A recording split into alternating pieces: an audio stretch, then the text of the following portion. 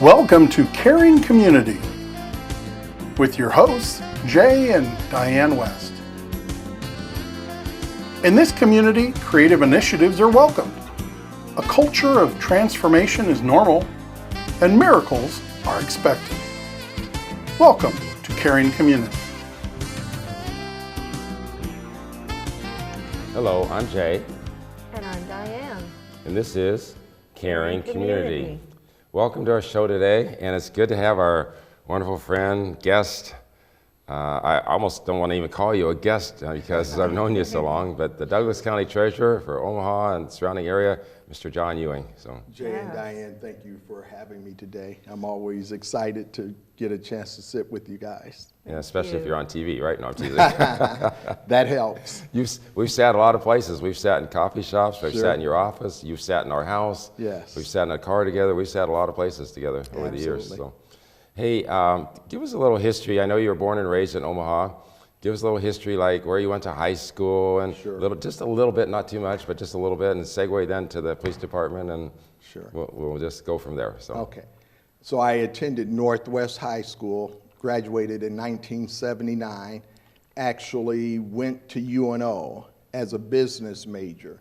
While I was at UNO, I actually worked at Sears in the stockroom, and a couple of people who worked for the police department, Joe Crinklaw and Linda DeBolt, kept encouraging me to apply for the police department. now let me just interrupt, because remember last time we had coffee? I met that guy who was running the meters, and he worked with you in Sears. So, Yes, Yeah. yes, Larry Bradley, Larry, I believe yeah. his name Yeah, was. Larry. Mhm. But I decided to go ahead and apply almost just to get them off my back. I was like, no. leave me alone. I applied. And then as I went through the process, I began to think about the fact that this was something that I believed was what God wanted me to do, because there was no reason really for them to pick me out and suggest I do this. So I applied. I started on March 1st of 1982. So was there, in that time, was there a police academy training? and things Yes, you had to there go was through? a police academy. We actually went from March 1st to about June 4th. Then we graduated and did our field training from June through September. And I then didn't realize the police academy was only 2 months long, so, well, about 3 months. okay. But even And that it's seems even, short. it's even longer now Right. because they've added more things to it. But over a period of time, it's gone from maybe a week or two to now I think it's about 22 or 23 weeks. So when you first started as a rookie, what was your first assignment? My first assignment was North Omaha at 48th and Ames was our assembly, and we worked the C shift, which is 4 to 12. Were you so you were In a a car? cruiser, In yes. a cruiser, so you weren't on the street or anything, so.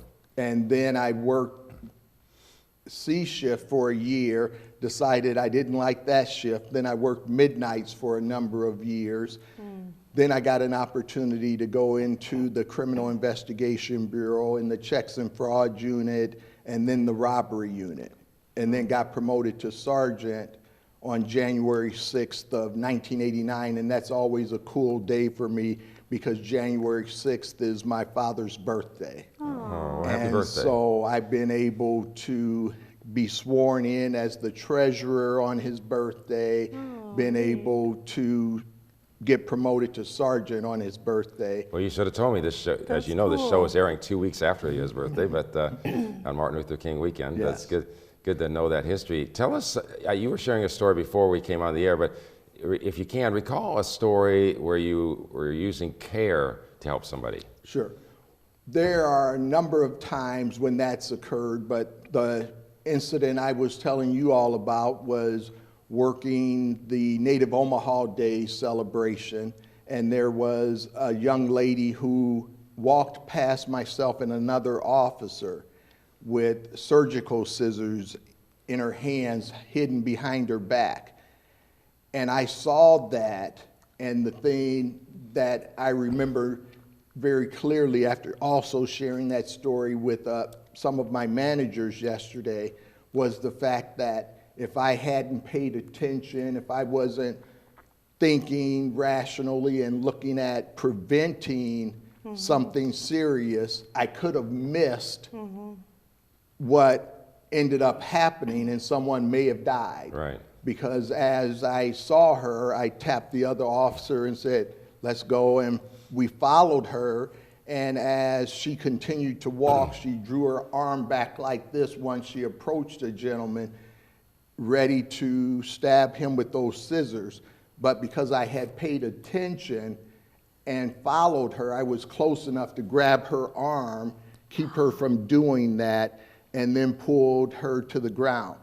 What happened after that was that some people who didn't see everything that occurred started firing shots into the air and things like that, upset with the police department, thinking we were somehow manhandling her unfairly. Yeah. So she then kept jumping up, wanting to try to get away or go after the gentleman that she was after before. I'm not quite sure, but I had to keep getting up and pulling her down while these shots are going off all around us, waiting for the arrest van to come in. So I had to make sure that gentleman obviously was not hurt, but then also make sure she didn't get hurt, or myself and one of the other officers, as these shots were ringing out. So segue, you're working your way up in the police department. Yes.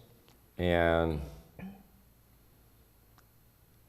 what are your personal aspirations at that time? Was it just to become sergeant? Would you have been happy if that had just, you know, what were your goals? My goal at the time was to actually get promoted to lieutenant. And as I continued to look at what I wanted to do in my career, the goal became greater, because the goal became about serving people and not promotion for me. And so as an example, when I got promoted to lieutenant, one of the places I worked was as the unit commander of the Special Victims Unit. And I saw some things that were happening here in Omaha and across Nebraska that got me to rally some of the other law enforcement agencies, victim advocates, deputy county attorneys, and actually some very prominent people who had suffered crimes through crime situations, to actually get 10 laws passed in the legislative session of 2004 to be able to protect women and children from some of the things I was seeing. So for me, that's still my most significant accomplishment in an almost 38-year career. Good. Wow. Just listening to all this is amazing. Society is so changing constantly, and the crime and just all the stuff that's going on. How did you deal with that internally? I was very fortunate in that I was able to deal with things from a faith perspective and keep in mind that I was doing God's work and that I was going to do it the right way. And then when I was leading people, I was going to do it the right way as well. The second most significant thing for me about my career is I worked for the Omaha Police Department, which would be considered a major metropolitan police department. And after 24 years, 9 months, 1 day, and 7 minutes, not that I was counting, I never had a formal citizen complaint. Oh. And that's almost unheard of when you're working the types of assignments that I was working. But I wanted to police the right way and teach others to police the right way and help our organization move toward community policing.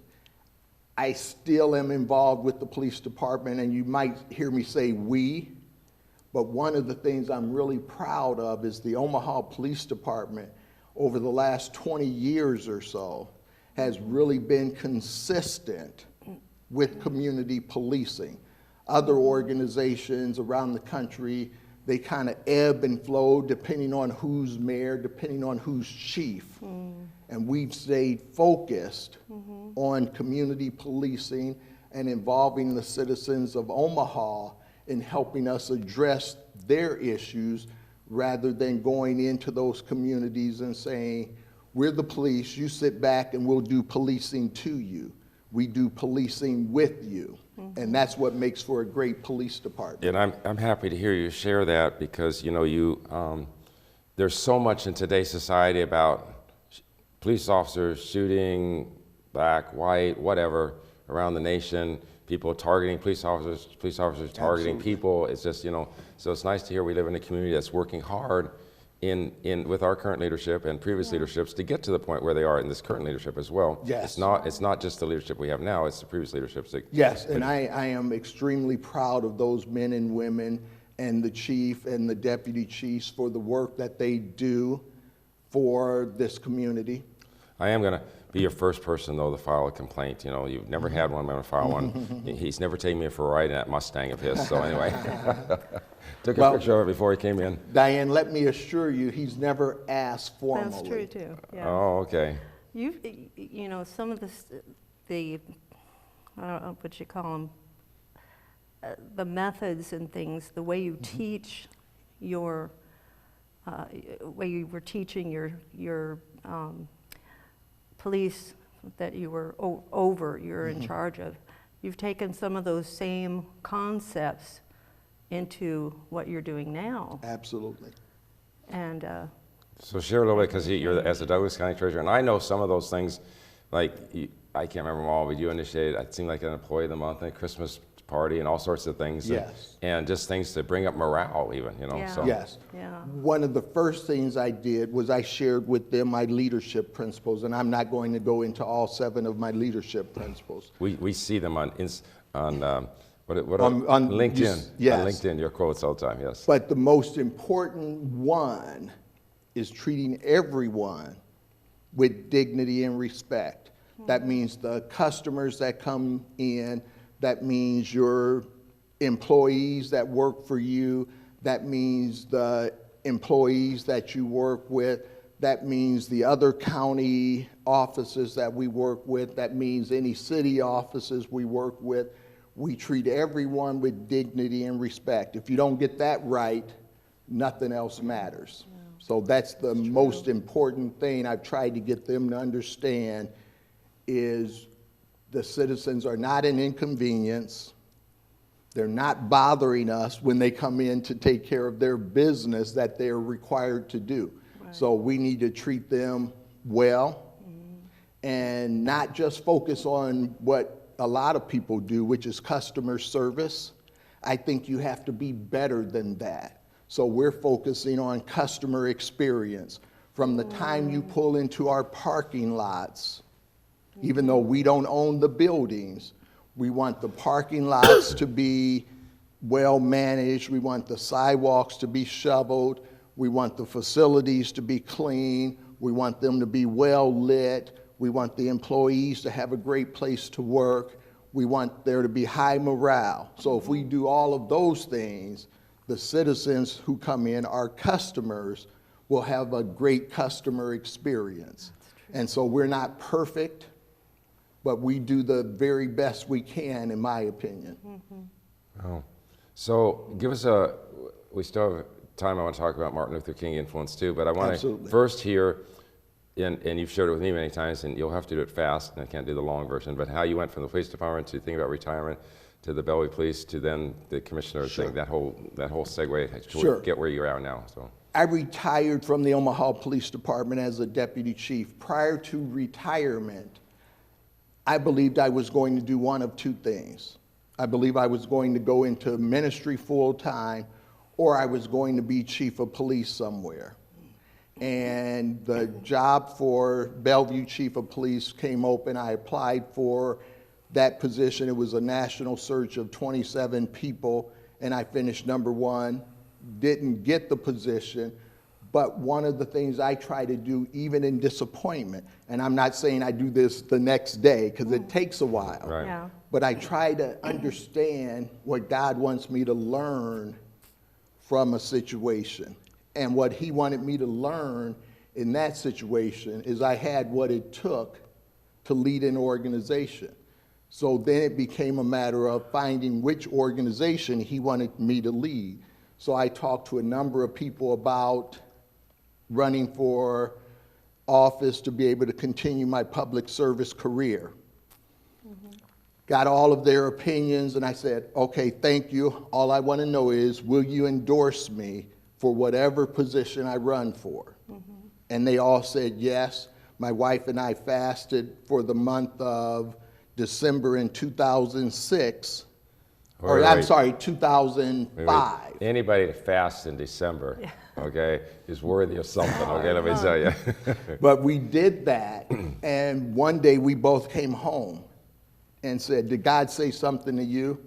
And we both said yes, and we went around about who was going to go first. I can't remember who did, but basically God said, run for Douglas County Treasurer and you'll win. Wow. Keep in mind, at that time, no African American in the history of Nebraska had ever won anything larger than a district race. So it seemed impossible. Go to the fact that we manage about $1.7 billion, and you're talking about a kid that spent some time living in the projects, going from that through his career to leading an organization that collects and manages over $1.7 billion a year. That is So incredible. I believe it's a God I story. think 1.6 of it Absolutely. belongs to us. I'm not sure, but anyway, so. Absolutely. God was working in your life. I mean, and you were listening. So, That's since it. you brought up your wife real quick, and we know her, and we know Sure. Viv, share with us briefly, she helped with the Kroc Center here in Omaha. Yes. Here, share briefly about that, just bring her in, let her have a little airtime. So Sure, when she watches absolutely. this later, say, I'm so glad Jay brought me up, So. Yes. So my wife is Dr. Viv Ewing. She has a PhD in human resources from the University of Nebraska at Lincoln. And she actually was the highest ranking person working on that project that wasn't within the Salvation Army. And she helped them develop the plans, helped them work with various people to get the financing, and then get the operations set up to be able to serve the citizens of this community, in particular, the citizens of South Omaha. How many years did that take her from start I to believe finish? she was on that project for about 3 to 3.5 years. And what's her major project she's working on right now? Right now, she is at Promise Ship, and so she is helping transition that organization as St. Francis takes over the contract with the state of Nebraska to provide services to young people in the Health and Human Services purview for either neglect or child abuse or things of that nature. So as a family, as a husband-wife team, you guys are really immersed in Oh, yeah. caring, helping, Absolutely. assisting our community in so many ways for so many, many years. So we thank you for that. We thank Yes. both of you. It's been a labor of love. So we have a few minutes left. Tell us how Martin Luther King influenced your life and just anything that you want to share. Sure. One of the great honors that I've received is in 2007, shortly after being elected treasurer, I received the Martin Luther King Jr. Living the Dream Award. Oh, and that award is given to people who exemplify the type of leadership and caring that he displayed in his ministry. And so that's always been a great honor for me. Yeah. What I look at with him is the fact that he wasn't satisfied with the status quo. He wasn't satisfied with the fact that we weren't, as a country, as good as we could be. And I think sometimes people take things like that as a threat. It's really not a threat. It's about challenging people to be the best they can be. Right. So one of the things I do day in and day out is I challenge people to be better than they ever thought they could be. Because I've certainly tried to challenge myself to do that. And I think I'm a better person because I don't get satisfied with good enough. If you're not striving for excellence, Yes. I don't know why you're doing it. Yeah. So that's one aspect of it. The other aspect of it for me is understanding that there is something bigger than your life, bigger than just you and your goals, or you've missed the point. That's good. So he sacrificed his life so that he could help other people have the opportunities to do things like I'm doing now. So my goal, my responsibility is to be willing to be humble and make those same type of sacrifices so that other people can have a great life, and try to be a servant and a role model for people so that they can believe that their dreams are possible. I tell young people all the time, there is absolutely nothing special about me except one thing. I believed my dreams were possible, and I want you to believe your dreams are possible. That's good. And so that's what I believe he embodied, is getting people to believe that we could be better as a country, and getting people to believe that we could be better as individuals. And the Bible tells us if we're going to be great, we need to be a servant. Yes. Right. So, Yes. you know, what you made a comment earlier about, you know, his influence helped you get your influence. You Yes, know, and, absolutely. And the same thing of any African American who has risen up to any, whether it's in sports, whether it's in law, whether it's in military, it doesn't matter. And you know, and there's a lot of other areas and a lot of other great people besides Martin Luther King that have done that too. One of them would have been President Obama, and you had a chance to meet him. Yes. Oh. And I don't know how much time you spent with him, but Really? share, we have 3 or 4 minutes left. If you want, share anything about that meeting that you think, that you remember that was important to you. I've been fortunate enough to see him 3 different times when he was in Omaha. He came to Omaha for Girls Incorporated and their lunch for the girls, which was a great opportunity to see him interact with the young ladies and the staff of Girls Incorporated when I was on their board. And so that was an awesome opportunity. He also came to Salem Baptist Church and was working with Senator Ben Nelson to help him get reelected in 2006. So that was a great opportunity to see him in a church setting, which is contrary to how some people want to portray Democrats. And I've had people ask me, how can you be a Democrat and be a Christian? Yeah. And so those type of things don't sit well with me, to judge people based on Right.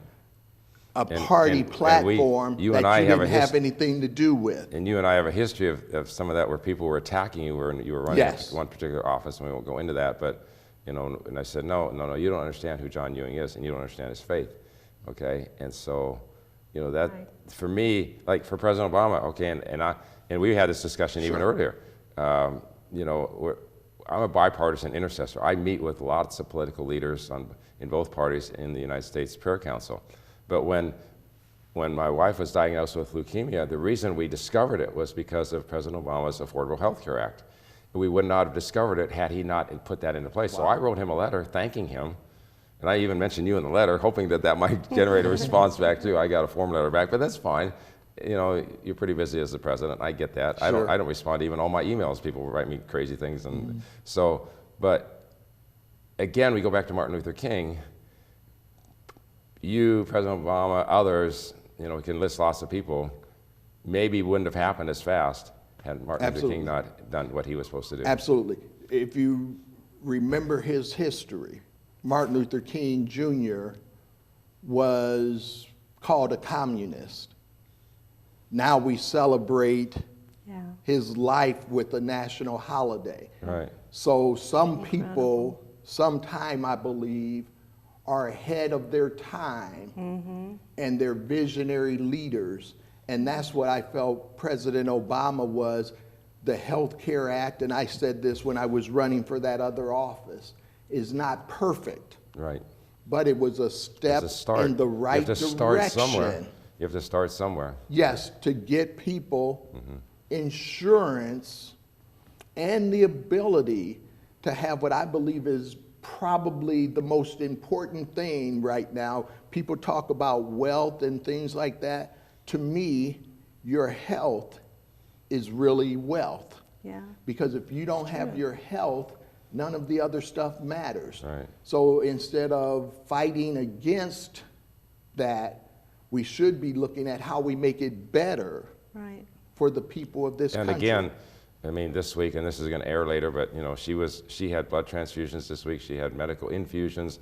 These things cost thousands and thousands of dollars, and because of that Affordable Health Care Act, we're able to do it. You know, and so we're grateful. You know, we're grateful, and you're right. Health is the best wealth. You know, and you know, we're going to have to wrap up the show. I wish we had another hour to talk to you, because it's always fun to be with you. But Absolutely. So thank you so much for coming on the Oh, show. my Thank absolute you. pleasure. Thanks for serving on the Douglas County Treasurer. Thanks for being Yes. on the police department. You know, I had an uncle who served as a police officer, a cousin who served as a police officer. The best man at my wedding was a police officer, and so you know, we support them. We have a lot of Yes. officers that are friends, and thank you for that. Thank you to your wife and your daughters. We didn't get to talk about them, and thank you in advance. I'm going to prophesy 2020, the year of vision. You know, 2020 vision. I'm going to get to ride in the Mustang in 2020. Okay, so that's, having said that, I'm not even going to let you say anything. Just nod your head and say yes. Okay? I was just going to say, I was talking to people last night about having 2020 vision in 2020. Okay, Yeah, so thanks for tuning that's in to good. Caring Community today with our guest, John Ewing. Always a pleasure. Thank you so much. Absolutely. It's wonderful to have you here. Thank Good you. to see God you. bless you all. Thank See you on the you. next You're show. welcome. God bless you. Bye-bye.